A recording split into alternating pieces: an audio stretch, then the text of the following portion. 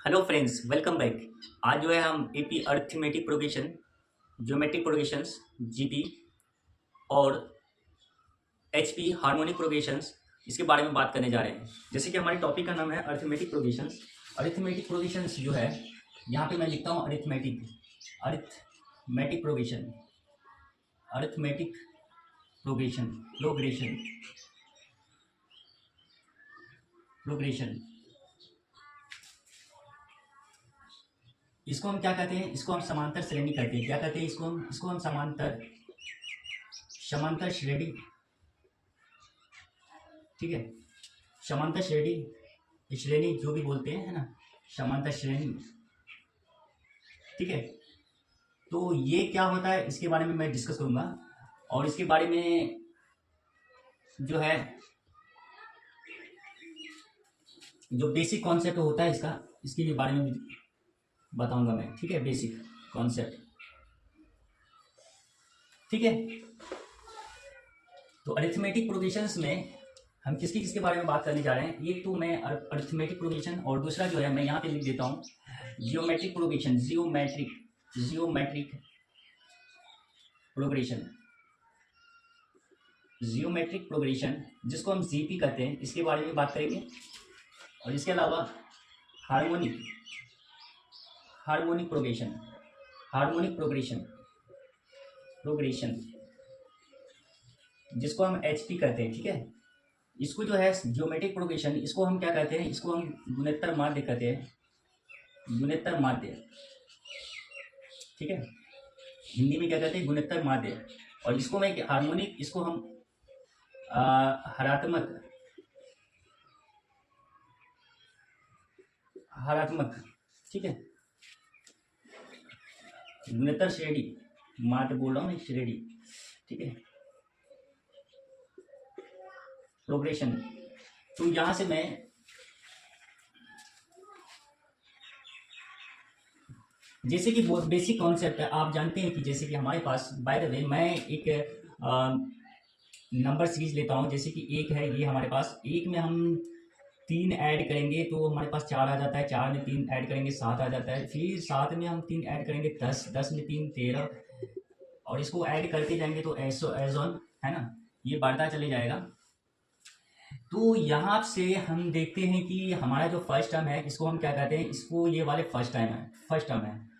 First term जो है, जिसको हम प्रथम पद, प्रथम पद हमारे पास एक है, ठीक है। और मैं इसको बढ़ा रहा हूँ कितना से? इसको मैं बढ़ा रहा हूँ 4 को 7 तक और 7 को 10 तक। कितना से बढ़ा रहा हूँ मैं इसको बढ़ा रहा हूँ कितना से? इसको मैं 3 से बढ़ा रहा हूँ, ठीक है। यहाँ पे मैं प्लस का 3 लिया, इसको भी प्लस का 3 किया मैं, फिर ये भी हमारे पास प्लस का 3, ठीक है। क्लियर है यहाँ तक? तो अब देखिए यहाँ से, फिर मैं अगेन इसको प्लस 3 किया, ये प्लस का 3, तो ये प्लस का 3 जो है, तो ये हमारे पास, इसको हम क्या कहेंगे? इसको हम कहते हैं, इसको हम कहते हैं शार्व अंतर। क्या कहते हैं? शार्व अंतर, शार्व अंतर। अब ये क्या होता है? इसको हम कॉमन डिफरेंस कहते हैं, सीडी से डिनोट करेंगे, कॉमन डिफरेंस। क्लियर है? सीडी कॉमन डिफरेंस है। वो हमारे पास क्या हो गया? 4 में 1 माइनस करेंगे तो हमारे पास कितना आ जाता है? 3। अब देखिए यहाँ से क्या होता है, ये हमारे पास इस तरह का टर्म अगर मेरे पास लिखने के लिए अगला नेक्स्ट टर्म लिखना है, तो हमारे पास क्या करना होगा? हमें ये वाले टर्म में प्लस का 3 करेंगे तो 13 3 कितना हो जाएगा? ये 16 हो जाएगा। अब इसके नेक्स्ट वाले टर्म्स को लिखना है तो 16 में प्लस 3 करेंगे तो कितना हो जाएगा? 16 3 19 हो जाएगा। अब यहाँ से बात करने जा रहे हैं हम कि जैसे कि हमारे पास अगर इस तरह से एक श्रेणी, एक सीरीज जो है वो अगर बढ़ रहा है, इंक्रीज कर रहा है, तो एक ऐसा होगा कि मान के चलते हैं कि एक ऐसा टर्म आएगा जो कि हमारे पास कह दिया जाएगा कि हमारे पास बताइए कि हमारे पास 17वां टर्म कितना है, 17वां टर्म कितना है, यानी टर्म पद, 17वां पद कितना है, ये चीज़ के बारे में पूछा जाएगा कि बताइए कि हमारे पास पहला टर्म फर्स्ट टर्म जो है, हम पहला पद 1 है, दूसरा 2 4 है, तीसरा 7 है, चौथा 10 है, पाँचवा 13 है, छठा 16 है, छठा 16 है, सातवां हमारे पास 19 है। इसी तरह से अगर हमें पूछेगा कि 17वां पद क्या होगा, तो 17वां पद जो है हमारे पास क्या हो जाएगा? तो 17वां पद जो है लिखने का तरीका है a + 16b, और ये हमारे पास 17वां पद हो जाएगा। यानी a हमारे पास कितना है? a जो है हमारे पास, इसको हम कॉमन डिफरेंस a, यानी हमारे पास a जो है फर्स्ट टर्म को a कहते हैं हम, प्रथम पद, फर्स्ट टर्म को हम ए से डिनोट करेंगे और सार्व अंतर कॉमन डिफरेंस को हम डी से डिनोट करेंगे। किससे? डी से डिनोट करेंगे। तो यहाँ से हम देखेंगे कि ए हमारे पास क्या है 1 और 16 और डी जो है हमारे पास कॉमन डिफरेंस ये 3 है। तो हमारे पास क्या आ जाएगा 1 + 16 = 48, 48 1 3 50। यानी अगर हम 16वां टर्म्स पूछेंगे या पूछेंगे कि 16वां टर्म्स कितने क्या होते हैं तो आप डायरेक्ट बताएंगे कि 49 होते हैं। कितना होते हैं? 49 होते हैं। यानी a + 16d करके आप इस तरह से बता सकते हैं। चलिए हम इसका जो बेसिक जो होते हैं कॉन्सेप्ट क्या है, इसके पीछे क्या है, कंडीशन क्या है, इसके बारे में बात करेंगे। मान के चलते हम हमारे पास पहला टर्म्स a है, ठीक है, पहला टर्म्स a है। दूसरा टर्म्स हमारे पास क्या है a + d। जैसे कि हम यहाँ से ऐड किए हैं प्लस का 3, तो यानी a में अगर हमने d ऐड किया है तो कितना हो गया 4। तो ये दूसरा टर्म हो गया a + d। तीसरा टर्म्स की बात करेंगे तो a + 2d आ जाता है। अब देखिए a + 2d यानी हम 2 बार d को ऐड किए और a के साथ में, तो हमारे पास तीसरा टर्म निकल गया। जैसे कि a हमारे पास 1 है और 2 × d 2 × 6 और 1 7 हो गया हमारे पास। इसी तरह से अगर मैं पूछूंगा बताइए कि मुझे चौथा टर्म्स क्या होगा, तो आप कहेंगे कि a + 3d। क्लियर यहाँ तक? इसी तरह से अगर मैं पूछूंगा कि बताइए कि मुझे nth टर्म्स क्या होगा, यानी हम आपको पूछेंगे बताइए n टर्म या अंतिम टर्म्स क्या होगा, तो आप बताएंगे कि अंतिम टर्म्स जो होगा वो हमारे पास क्या होगा a + n - 1 × d। a + n - 1 × d। क्यों ऐसा? अब देखिए क्यों ऐसा कहा मैंने। अब देखिए यहाँ पे एक कंडीशन, पहला टर्म्स को हम t1 से डिनोट करते हैं, t1। अब इसी तरह से हम पहला टर्म्स को t1 से डिनोट किया हमने। देखिए मैं इसको अलग कलर से मैं डिनोट ये कर रहा हूँ। पहला टर्म्स को t1, दूसरा टर्म को मैं यहाँ पे t2 लिख दिया, तीसरा टर्म को क्या लिखा मैंने t3, चौथा टर्म्स को क्या लिखा t4। अब देखिए ये क्या हो रहा है कि हमारे पास t1a t2 यानी एक पद है। पहला पद हमारे पास a से डिनोट फर्स्ट टर्म को, सेकंड टर्म्स को a + d, थर्ड में a + 2d यानी 2 घट, यानी यहाँ 3 है तो यहाँ 2 हो गया। फोर्थ टर्म जो है a + 3d, यहाँ पे 4 है तो यहाँ पे 3 आ गया।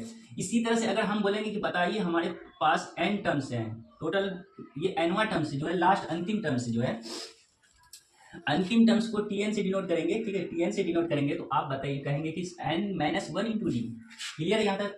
यानी इससे ये जाहिर होता है कि हम कह सकते हैं कि पहला टर्म्स को यहाँ पे मैं लिखता हूँ t1 बराबर हमारे पास a है, t2 बराबर हमारे पास क्या है, t2 बराबर हमारे पास a + d है। इसी तरह से t3 बराबर हमारे पास a + 3d है। इसी तरह से अगर हम बात करेंगे t4 की बात करेंगे तो कहेंगे कि a+ हमारे पास क्या आ जाएगा, a+ ये हमारे पास 2d। t4 पूछेंगे तो आप बताएंगे कि a + 3d। इसी तरह से अगर मैं t5 की बात करूंगा तो a + 4d हो जाता है। इसी तरह से मैं आगे चलता रहूंगा एज ऑन, इसी तरह से बढ़ता जाऊंगा। अगर मैं बोलूंगा कि बताइए tn क्या होगा, अंतिम यानी लास्ट क्या होगा, तो आप कहेंगे कि सर a + n - 1 × d होगा। क्लियर है यहाँ तक?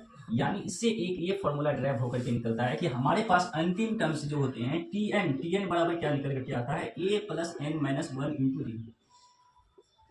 a + n - 1 × d हमारे पास tn, इसी को हम दूसरे तरीके से भी लिखते हैं, कभी कभी ऐसा लिखते हैं कि tn को इस तरह से भी बोल सकते हैं an, यानी अंतिम टर्म्स बराबर में क्या है an बराबर a + n - 1 × d। अब देखिए यहाँ से हमें एक चीज ये भी निकल करके आया कि an tn आप an से डिनोट करें या तो tn, यहाँ पे क्या है ये हमारे पास tn या an जो है ये हमारे पास क्या है अंतिम टर्म्स, अंतिम पद क्या है हमारे पास अंतिम पद, यानी इसको हम क्या कहेंगे, इसको हम लास्ट टर्म कहते हैं। क्या कहेंगे? इसको हम last term, an last term है, ठीक है, an लास्ट टर्म है, अंतिम पद है। इसी तरह से हम बात करने जाएंगे। अगर मैं बात करना चाहूंगा कि बताइए कि a क्या है, यहाँ पे हमारे पास a जो है हमारे पास प्रथम पद है। क्या हमारे पास a जो है हमारे पास क्या है प्रथम पद है। इसको हम क्या कहेंगे फर्स्ट टर्म करेंगे। क्या कहेंगे हम इसको हम फर्स्ट टर्म कहेंगे, पहला पद कहेंगे। इसी तरह से मैं अगर बातें करना चाहूंगा कि बताइए कि ये n क्या है, n क्या है, n जो है ये हमारे पास क्या है, n क्या है नंबर ऑफ टर्म्स है, यानी पदों की संख्या को n से डिनोट, पदों की संख्या जो है इसको हम n से, नंबर ऑफ टर्म्स यानी पद कितने हैं, कितने पद हैं, नंबर ऑफ टर्म्स इन पदों की संख्या, नंबर ऑफ टर्म्स जो है इसको हम किसे डिनोट करेंगे, n से डिनोट करते हैं। अच्छा ये d क्या है, ये हमारे पास d क्या है, ये हमारे पास सार्व अंतर है। क्या है? सार्व अंतर है, सार्व अंतर। इसको हम क्या कहते हैं कॉमन डिफरेंस कहेंगे। क्या कहेंगे? इसको हम कॉमन डिफरेंस, क्या कहेंगे हम इसको कॉमन डिफरेंस कहेंगे। क्लियर है यहाँ तक? इसको हम क्या कहेंगे कॉमन डिफरेंस कहेंगे। हमारे पास क्या हो गया, डी हमारे पास क्या है, कॉमन डिफरेंस है जिसको हम सार अंतर कहेंगे। ठीक है, क्लियर है यहाँ तक। अब मैं यहाँ से बातें करना चाहूंगा कि बताइए कि हमारे पास एक फॉर्मूला ट्रैप होकर के आकर के निकला है, ए एन बराबर क्या होता है, a plus n minus one into D.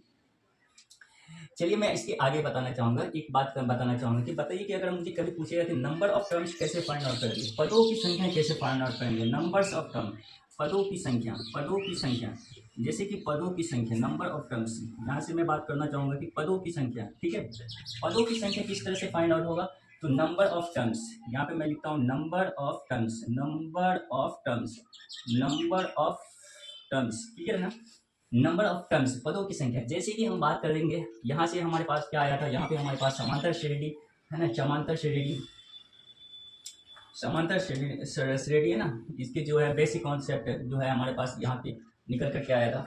Number of terms, जैसे कि हम एक नंबर से लिखते हैं, एक नहीं कई सारे नंबर है, जैसे कि हमारे पास 11 है, 12 है, 13 है, 14 है, 15 है, 16 है, 17 है, डॉट डॉट 18 है, 19 है, 20 है। क्लियर है। अगर ये हमारे पास एग्जाम्पल के तौर पे मैंने लिया 11, 12, 13, 14, 15, 16, 17, 18, 19 और 20, मैं यहाँ पूछता हूँ कि बताइए कि इसमें जो है कितने कुल कितने हमारे पास नंबर, कितने संख्या हैं, टोटल नंबर्स कितने हैं। तो आप कहेंगे कि टोटल नंबर्स यहाँ पे हमारे पास क्या है, हमारे पास 10 नंबर्स है। किस तरह से 10 नंबर है, 20 में हम क्या करेंगे, 20 में 11 को घटाएंगे और देखिए इसका कॉमन डिफरेंस यानी सार अंतर 1 और प्लस का 1 करेंगे, हमारे पास 20 में 11 घटेगा तो हमारे पास कितना आ जाता है 10, 10 9, 20 में 11 घटाएंगे 9 बटे में 1 प्लस का 1, 9 1 कितना हो जाता है हमारे पास 10। ठीक है, क्लियर हो गया। अब देखिए यहाँ से वेरीफाई करते हैं, कभी कभी ऐसा होता है कि हम ऐसा करते हैं 20 में 11 घटाएंगे तो 9 आ जाता है। तो यहाँ से एक चीज क्लियर ये होती है, ठीक है, क्लियर क्या होती है यहाँ से, क्लियर ये होती है कि आप देखिए यहाँ से नंबर ऑफ टर्म्स को निकालने के लिए मैंने क्या किया है, मैंने इसको किस तरह से निकाला है इसके बारे में बात कर रहा हूँ। जैसे कि मैं वेरीफाई करता हूँ 10 टर्म क्या है, 1 2 3 4 5 6 7 8 9 10, 20 में 11 घटाएं और इसका कॉमन डिफरेंस 1 था, एक माइनस डिवाइड किया और प्लस का 1 जोड़ना पड़ता है। अब ये कहाँ से आया इसके लिए वेरीफाई करता हूँ। जैसे कि हमारे पास ये ए एन है, ये हमारे पास यहाँ पे देखिए गौर से देखिए ये ए एन है, मैं इसको ए एन लिखता हूँ यानी अंतिम पद, और मैं ये वाले ए को इस तरफ भेजता हूँ तो माइनस का ए। क्लियर है। अब हमारे पास इधर क्या बचा, n minus one into d बचा। ठीक है, अब देखिए यहाँ से अगर मैं इसको इसके आगे बात करता हूँ तो ये वाले डी मल्टीप्लाई में है, इधर आएगा तो क्या हो जाएगा, डिवाइड में हो जाएगा, ए एन माइनस का ए, और ए एन माइनस का ए डिवाइड में क्या हो जाएगा, डी हो जाएगा। ठीक है, और यहाँ हमारे पास क्या बचा, एन माइनस वन। अब मैं ये माइनस वन को इधर भेजता हूँ तो यहाँ से आकर के निकलता है ए एन माइनस का ए बटे में क्या, डी, और यहाँ पे हमारे पास क्या आ जाता है, हमारे पास क्या आ जाएगा, यहाँ हमारे पास ये वाला प्लस का वन इधर यहाँ आ जाएगा इस तरफ से left side, left hand side, और यहाँ हमारे पास एन। यानी आप कह सकते हैं कि नंबर ऑफ टर्म्स यानी पदों की संख्या जिसको हम एन से डिनोट करते हैं, तो पदों की संख्या अगर हम बात करेंगे कि पदों की संख्या क्या होगा, तो पदों की संख्या जो होता है हमारे पास ए एन यानी अंतिम पद माइनस प्रथम पद, अंतिम पद माइनस का प्रथम पद, और इसको क्या करेंगे, बट्टे में क्या करेंगे, सार्व अंतर यानी हमारे पास सार्व अंतर यानी डी, सार्व अंतर यानी डी, कॉमन डिफरेंस जिसको हम कहते हैं सार्व अंतर यानी डी, यानी यहाँ पे हम बोलेंगे सार्व अंतर, सार्व अंतर, सार्व अंतर और सार्व अंतर, और हमारे पास क्या आ जाता है यहाँ पे प्लस का वन आ जाता है। यानी आप एक फाइनल हमारे पास निकल करके आता है, एक फाइनल फॉर्मूला। यानी हम n बराबर अगर पूछेंगे बताइए कि n बराबर क्या होता है, तो n बराबर होता है last term minus first term, last minus first बटे में क्या होता है, ये हमारे पास बटे में क्या होता है, common difference into D plus का वन। यानी आप कह सकते हैं लास्ट माइनस फर्स्ट बटे में क्या आ जाता है, डी फॉर डिफरेंस प्लस का one, difference, D for difference. Clear है ना। तो हमारे पास यहाँ मैं इसको इरेज करता हूँ, फिर इसके आगे मैं बात करता हूँ। ठीक है, इससे आगे प्रोविजंस यानी एन पदों का योगफल है ना, जैसे कि एन पदों का योगफल समांतर श्रेणी में, समांतर श्रेणी में जो है हम एन पदों का योगफल फाइंड आउट करने जा रहे हैं। Sum of nth terms in arithmetic progression. अब देखिए यहाँ से दोस्तों, यहाँ से मैं इसका सम बताने जा रहा हूँ। जैसे कि बाय द वे हम एक नंबर लेते हैं, जैसे एग्जांपल के तौर पर हमारे पास कुछ नंबर है, जैसे कि एक और एक, उसके बाद एक में दो जोड़ दिए तो 3 हो जाता है, फिर 3 में 2 जोड़ेंगे तो हमारे पास 5 आ जाता है, 5 में 2 जोड़ेंगे तो 7 आ जाएगा, 7 में 2 जोड़ेंगे तो हमारे पास 9 आ जाता है। इसको ऐसा योगफल हम पता करना चाहेंगे। तो 1 और 3 कितना, 4 4 5 9 9 7 16, 16 में कितना हो जाता है, ये 25 हो जाता है, 25 हो जाता है सम। ठीक है, इसका सम कितना आ जाता है, 25 आ जाता है। क्लियर है यहाँ तक?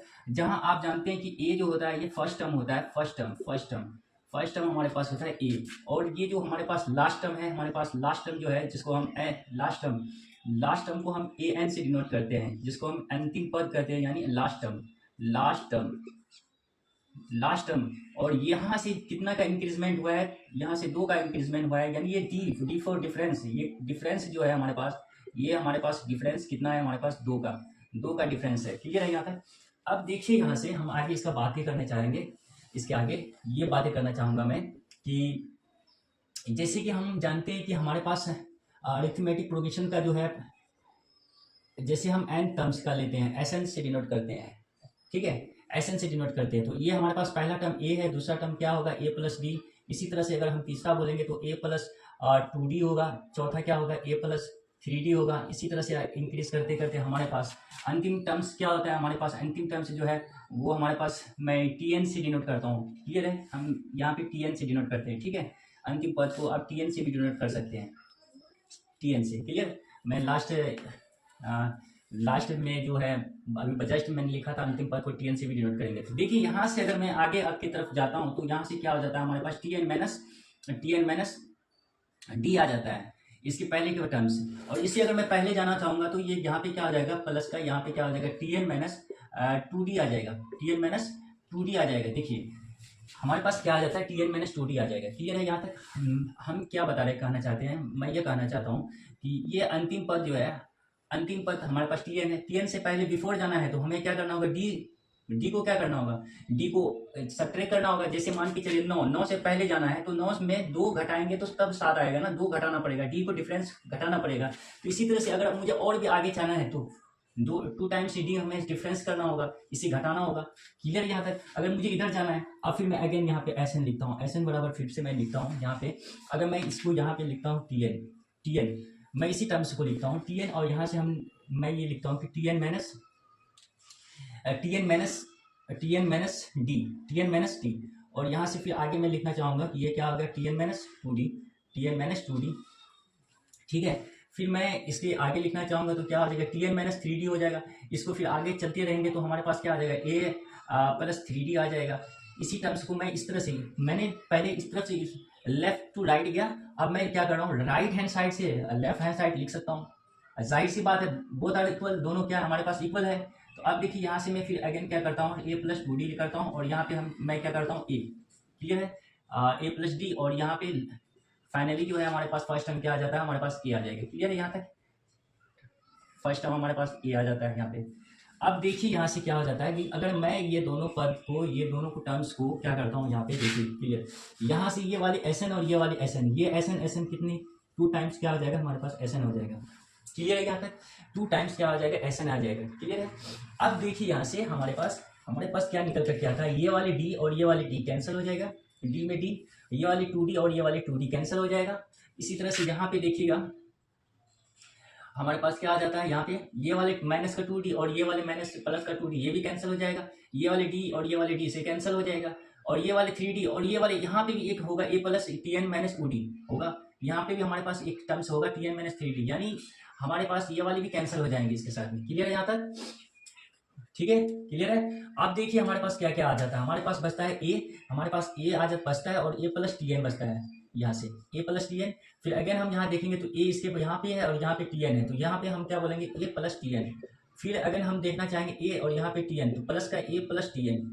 फिर अगेन हम यहाँ आगे बढ़ते जाएंगे, ए यहाँ पे टी एन, तो ए प्लस टी एन, यहाँ पे भी हमारे पास ए प्लस टी एन है। फिर ये ए प्लस टी एन, ठीक है, यहाँ टी एन है, यहाँ पे ए है, तो ए प्लस टी एन। क्लियर है यहाँ तक? आप देखिए यहाँ से क्या होता है कि यहाँ पे हम 2 टाइम्स एस एन बराबर में ए प्लस टी एन, ए प्लस टी एन, ए प्लस टी एन, ए प्लस टी एन, ये बार बार हो रहा है, तो हम इसको क्या बोल सकते हैं, n times a plus t n, n times a plus t n बोल सकते हैं ना, बोल सकते हैं कि नहीं? आप बताइए। जैसे कि मान के चलिए हमारे पास 2 + 2 + 2 + 2, अगर 1 2 3 4 4 बार है तो हम क्या बोलते हैं, 4 गुना 2 बोलेंगे ना, 4 दूनी 8, या इस तरह से जोड़ेंगे तो 8 आ जाएगा। अगर ये हमारे पास 2 + 2 + 2 + ये डॉट डॉट डॉट डॉट ये चलता रहेगा, n टाइम्स हो जाएगा, तो हम बोलेंगे n टाइम्स 2। क्लियर है यहाँ तक, समझ में आ रही है नहीं? तो n टाइम्स 2। अब तो मैं यहाँ पे n टाइम्स a + tn है। अब यहाँ से हम बात करना चाहेंगे कि अगर हम यहाँ पे Sn बराबर बोलेंगे तो बोलेंगे Sn बराबर बोलेंगे तो क्या बोलेंगे, n ये 2 मल्टीप्लाई में है, इधर आएगा तो डिवाइड n/2, और यहाँ से a + tn। अब यहाँ से एक फॉर्मूला ये ड्राइव होता है कि हम जानते हैं कि tn बराबर क्या होता है। tn बराबर होता है हमारे पास, हम जानते हैं कि tn बराबर, अभी जस्ट मैंने बताया कि tn बराबर होता है a + n-1 इंटू डी। क्या होता है, a + n-1 इंटू डी होता है ना कि tn बराबर। अब मैं यहाँ से लिखता हूँ a + n-1 इंटू डी, तो मैं इसके प्लेस पे मैं यहाँ पे लिखता हूँ Sn बराबर में n/2 a प्लस यहाँ से a + n-1 इंटू का डी। क्लियर है यहाँ तक, मैंने tn की जगह पे लिखा ये, क्योंकि अभी जस्ट मैंने ये फॉर्मूला को ड्राइव किया था मैंने। अब यहाँ से हम यहाँ क्या बोलते हैं, Sn बराबर क्या, n/2, और ये देखिए a और a क्या हो जाता है 2a, और प्लस में n-1 इंटू का क्या डी। क्लियर है यहाँ तक। यहाँ से हमारे पास एक फॉर्मूला ड्राइव होकर के निकला कि n पदों का योगफल यानी sum of nth terms in arithmetic progression में क्या होता है, n/2a + n-1 into D. Clear है। या तो इसको आप किस तरह से बोल सकते हैं, या तो इसको आप इस तरह से भी बोल सकते हैं, Sn बराबर n/2, और हमारे पास फर्स्ट टर्म से यानी फर्स्ट टर्म्स प्लस में क्या बोलेंगे हम, फर्स्ट टर्म्स प्लस में क्या बोलेंगे, अंतिम पद, यानी हम last, first plus last terms बोल सकते हैं कि नहीं। क्लियर है यहाँ तक। अब देखिए मैं यहाँ से इसको मैं इरेज करता हूँ, मैं इसको यहाँ पे इरेज करता हूँ। अब मैं इसके बारे में थोड़ा सा प्रूफ करना चाहूँगा, इसको मैं प्रूफ करना चाहूँगा। जैसे कि हमारे पास 1 + 3 देखिए यहाँ से 1 2 3 4 5 टर्म्स है, तो मैं यहाँ पे n बराबर में क्या लिखता हूँ, यह देखिए एक फाइनल मेरे पास Sn बराबर हमारे पास क्या निकल कर क्या आया, n/2 a + an, यानी फर्स्ट टर्म और लास्ट टर्म।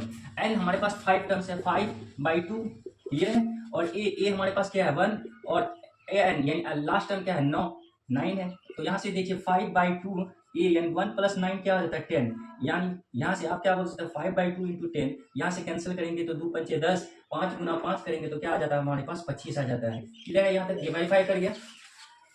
जो मैं बात करने जा रहा हूँ हमारे पास जियोमेट्रिक प्रोग्रेशन, यानी मैंने अभी जस्ट बात कर रहा है ना, टॉपिक हमारे पास क्या है, जियोमेट्रिक प्रोग्रेशन, जियोमेट्रिक प्रोग्रेशन। इसको हम क्या कहते हैं, जियोमेट्रिक प्रोग्रेशन को हम कहते हैं गुणोत्तर माध्य। क्या कहते हैं, अभी यहाँ पे मैं लिख दिया हूँ गुणोत्तर माध्य। ये क्या होता है, माफ कीजिएगा, माध्य बोल रहा हूँ, गुणोत्तर श्रेणी। ठीक है, गुणोत्तर श्रेणी। क्लियर है, जीपी, जिसको हम क्या जीपी से डिनोट करेंगे, जीपी से डिनोट करेंगे। देखिए दोस्तों यहाँ पे जो है हमारे पास ये क्या होता है, जीपी क्या होता है, जीपी का टर्म किस तरह से लिखा जाता है। जैसे कि बाय द वे मैं यहाँ पे एक टर्म्स लिखता हूँ, जैसे कि 1/3, और यहाँ से 1/9, 1/27, 1/81, 1/243। क्लियर है, ये बढ़ते जा रहा है। ये हमारे पास क्या आता है, हमारे पास जैसे कि हमारे पास फर्स्ट टर्म्स है, यहाँ पहला पद जो है a यानी फर्स्ट टर्म्स, ये हमारे पास फर्स्ट टर्म जो है हमारे पास क्या है, फर्स्ट टर्म्स जो है हमारे पास 1/3 है, और इसी तो फर्स्ट टर्म्स जो है यानी प्रथम पद, जिसको हम क्या कहते हैं प्रथम पद जो है हमारे पास 1/3 है। इसी तरह से अगर मैं बात करूं कि हमारे पास जो R4 रेशियो यानी CD कॉमन रेशियो बोलेंगे, या तो रेशियो है ना, CD जिसको हम कॉमन रेशियो कहेंगे, कॉमन रेशियो जो होता है हमारे पास वो क्या आ जाता है 1/3। हमारे पास कॉमन रेशियो भी क्या आ जाएगा 1/3। देखते हैं हम कैसे कॉमन रेशियो फाइंड आउट करते हैं, इसके बारे में बात करना चाहूंगा। जैसे कि हम बात करना चाहेंगे कि 1/3, ये 1/3 यानी कॉमन रेशियो फाइंड आउट करने का मेथड है। जैसे मैंने अभी डिफरेंस की बात किया था, मैंने कॉमन रेशियो यानी CD के बारे में बात कर रहा हूँ। कॉमन रेशियो जिसको हम R से डिनोट करते हैं, ये होता है हमारे पास सेकेंड टर्म्स। ये हमारे पास क्या होता है सेकेंड टर्म्स, यानी सेकेंड टर्म्स AR अपॉन में क्या होता है AR अपॉन में A, यानी AR अपॉन में A यानी A आ जाता है। या तो आप इसको AR का स्क्वायर अपॉन में AR करेंगे तो ये दोनों कैंसिल होकर के हमारे पास क्या, हमारे पास R आ जाता है। कॉमन रेशियो को R से डिनोट करेंगे। क्लियर है यहाँ तक। अभी देखिए ये किस तरह के लिखा जाता है, यानी ज्योमेट्रिक प्रोग्रेशन जो होता है AR और AR पे स्क्वायर हो जाता है AR³ AR⁴, और ये जाते जाते ARn-1। ठीक है, और ये हो जाता है ARn। क्लियर है यहाँ तक।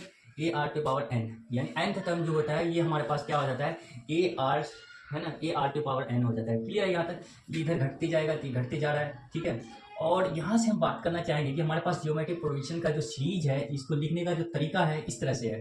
अभी जैसे कि मान के चलिए हमारे पास ए क्या है 1/3 है, 1/3, और आर हमारे पास क्या है ए आर, आर हमारे पास क्या है 1/3, तो 1/3 कितना हो जाता है 1/9, यानी सेकंड टर्म जो है हम बात किए थे ए आर यानी सेकंड टर्म हमारे पास 1/9 आ गया। क्लियर है?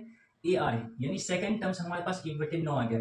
ये फर्स्ट टर्म हमारे पास 1/3 है, सेकंड टर्म हमारे पास क्या है 1/9 है।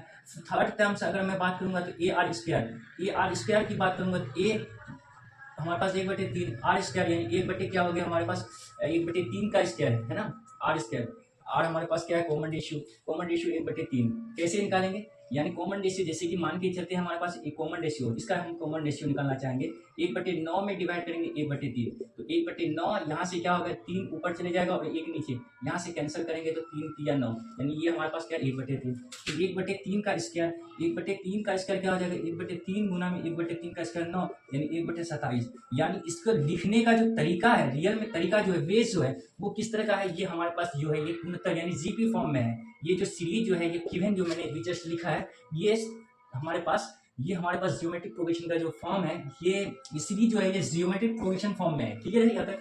अब मैं बात करना चाहूंगा कि इसका जो होते हैं ना, इसका सम फाइंड आउट करेंगे, सम ऑफ ज्योमेट्रिक प्रोग्रेशन, ठीक है, किस तरह से फाइंड आउट करते हैं इसके बारे में बात करना चाहेंगे। ठीक है, तो इसके बारे में बात करना चाहेंगे, तो मैं इसको पहले इरेज करता हूँ, फिर इसके आगे बात करना चाहूँगा कि ये हमारे पास ज्योमेट्रिक प्रोग्रेशंस में ये हमारे पास फर्स्ट टर्म्स है, और ये हमारे पास ए और ये आर हमारे पास क्या है कॉमन रेशियो टू है, और ये हमारे पास a r ratio to n हमारे पास क्या है ये अंतिम यानी लास्ट टर्म्स है। ठीक है यहाँ तक? अब मैं इसके आगे बात करना चाहूँगा, जैसे कि इसको मैं इरेज करता हूँ।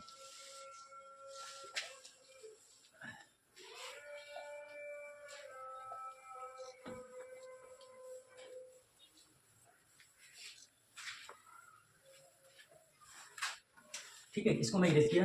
यहाँ से मैं बात करना चाहता हूँ कि जैसे कि मान के चलिए हमारे पास एक,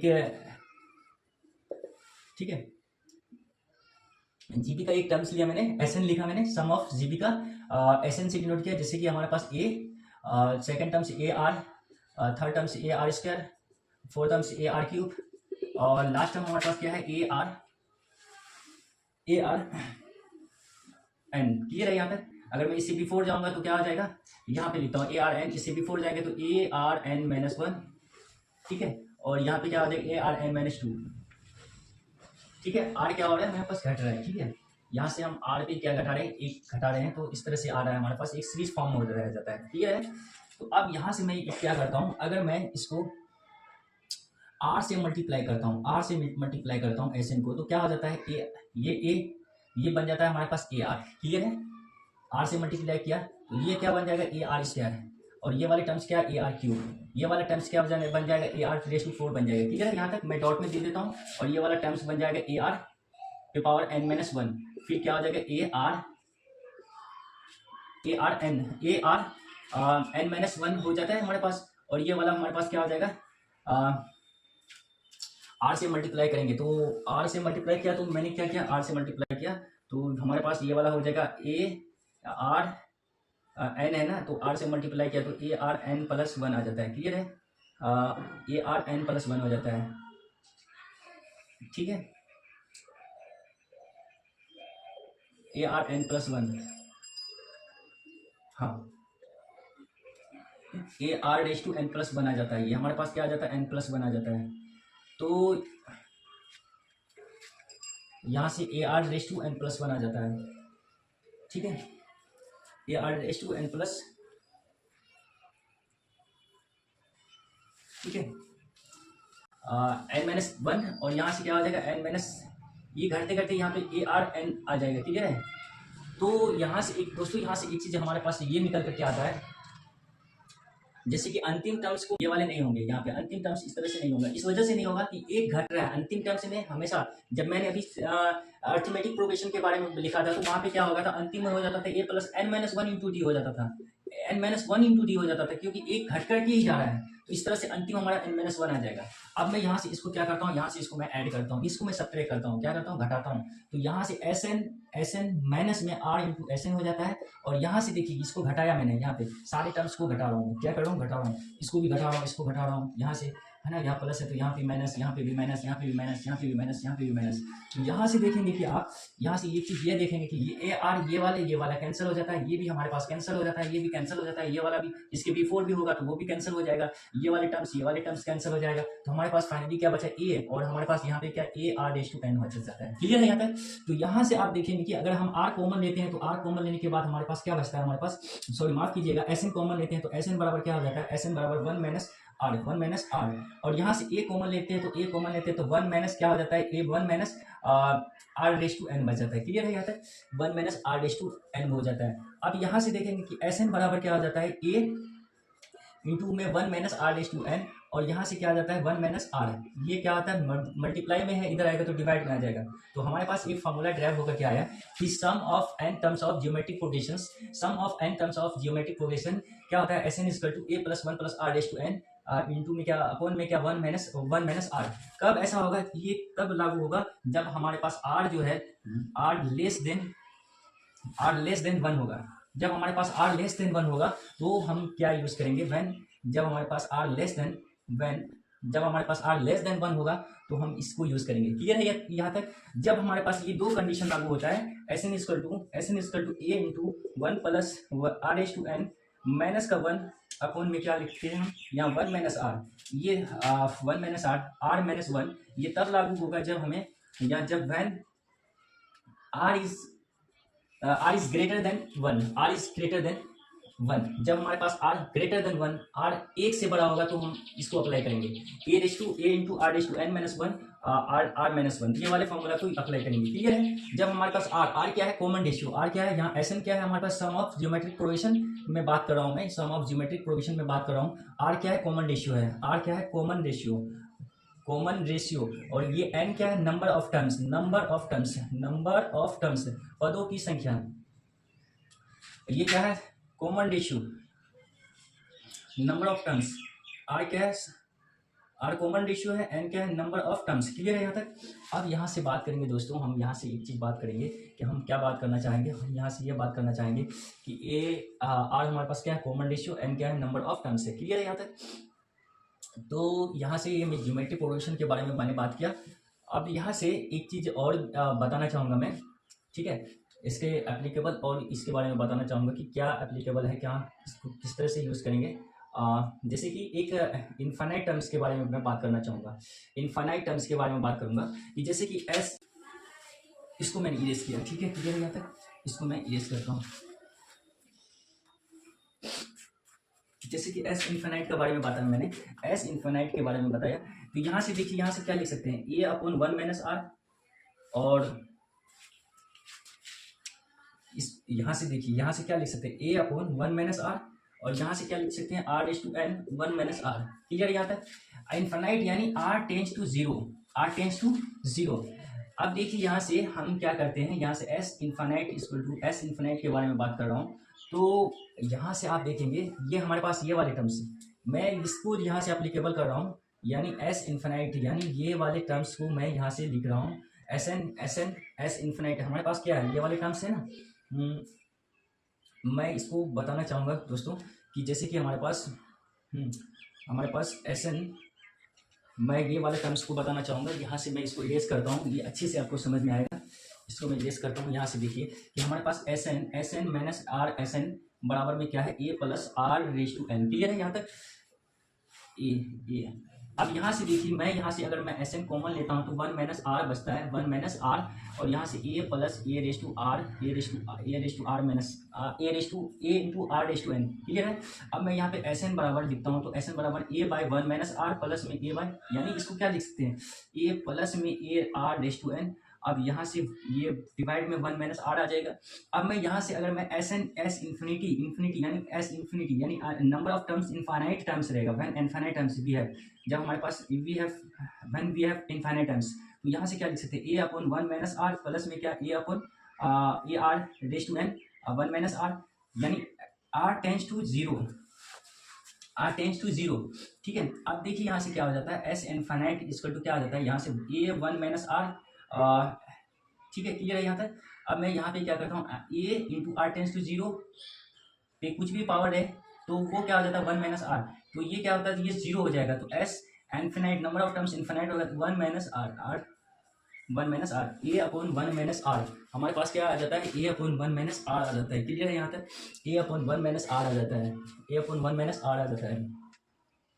अब देखिए यहाँ से मैं इसका एक फाइनल कंक्लूजन बताना चाहूँगा, कि एस इनफिनाइट टर्म्स का इसका एक फाइनल कंक्लूजन जो है मैं इसके बारे में बताना चाहूँगा।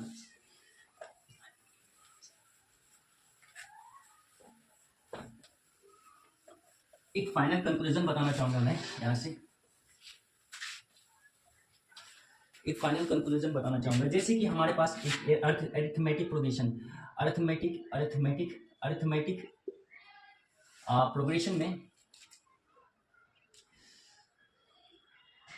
अरिथमेटिक, जियोमेट्रिक एंड हार्मोनिक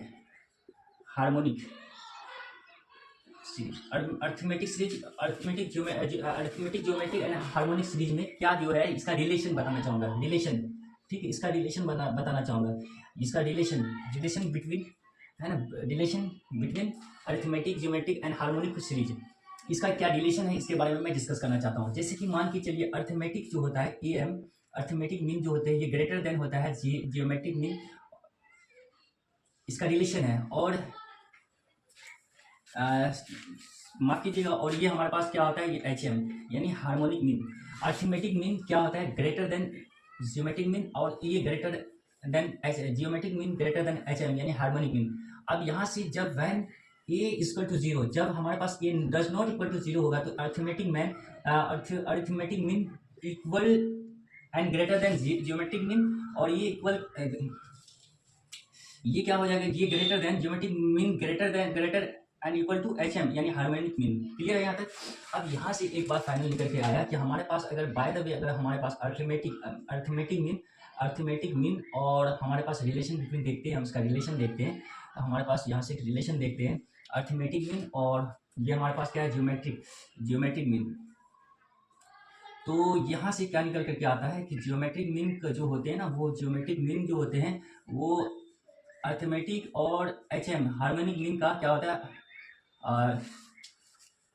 ये बोलते हैं तो जियोमेट्रिक मीन जो होते हैं तो under root arithmetic into harmonic mean, यानी ये कहने का मतलब ये है कि अरिथमेटिक जो होते हैं जियोमेट्रिक मीन अपॉन में यहाँ से मैं अरिथमेटिक मीन लेता हूँ इक्वल टू मैं यहाँ पे हार्मोनिक मीन लेता हूँ और यहाँ से क्या लेता हूँ जियोमेट्रिक मीन लेता हूँ, और यहाँ से क्रॉस मल्टीप्लाई करता हूँ तो हमारे पास क्या निकल के क्या आता है जियोमेट्रिक मीन का स्क्वायर बराबर क्या हो जाता है arithmetic mean into harmonic mean. अब यहाँ से मैं जियोमेट्रिक मीन इक्वल स्क्वायर हटाऊंगा तो यहाँ से अंडर रूट में क्या आ जाता है arithmetic mean into harmonic mean, क्लियर है यहाँ तक। अब मैं यहाँ से एक फाइनल कंक्लूजन बताना चाहूँगा कि आपको याद रखना है कि आपको क्या याद रखना है कि यहाँ से याद रखना है कि याद रखने का तरीका ये है, हमारे पास G M equal to under root A M into H M, याद रखने का तरीका ये है, ये फाइनल कंक्लूजन जो निकल करके आता है। अब मैं यहाँ से एक बात और बताना चाहूँगा, एक बात ये और बताना चाहूँगा, यहाँ से ये बताना चाहूँगा कि जैसे कि मान के चलिए कि अरिथमेटिक मीन क्या होता है। अरिथमेटिक मीन हम सबसे पहले बात करेंगे अरिथमेटिक मीन क्या होता है, जैसे कि दो टर्म्स लेते हैं ए प्लस बी को डिवाइड करेंगे 2 से, अरिथमेटिक मीन, ठीक है। और ये जियोमेट्रिक मीन क्या होता है, जियोमेट्रिक मीन यानी आपको मालूम है जियोमेट्रिक मतलब दैट मीन्स गुणोत्तर श्रेणी, जियोमेट्रिक मीन मीन्स माध्य, ये मीन क्या होता है माध्य, यहाँ पे मैं लिख देता हूँ माध्य, जियोमेट्रिक गुणोत्तर माध्य, यानी ये हमारे पास क्या आ जाता है, हमारे पास ये हो जाता है under root a b, clear है यहाँ तक। और हमारे पास एच एम हार्मोनिक मीन क्या होता है, हार्मोनिक मीन जो होते हैं वो हमारे पास क्या हो जाता है, हार्मोनिक मीन हो जाता है 2 टाइम्स ए बी और अपन में क्या हो जाता है a plus b, 2 times a b और अपन में क्या हो जाता है ए प्लस बी, ये हमारे पास क्या है हार्मोनिक मीन है। ओके फ्रेंड्स, हम वीडियो को यहीं तक रहने देते हैं, ज़्यादा लंबा नहीं बनाना चाहते हैं, ठीक है। और अगर हमारे वीडियोस हमारी क्लास अगर आपको पसंद आए तो लाइक सब्सक्राइब और शेयर करें अपने दोस्तों तक। Thank you so much for watching this class.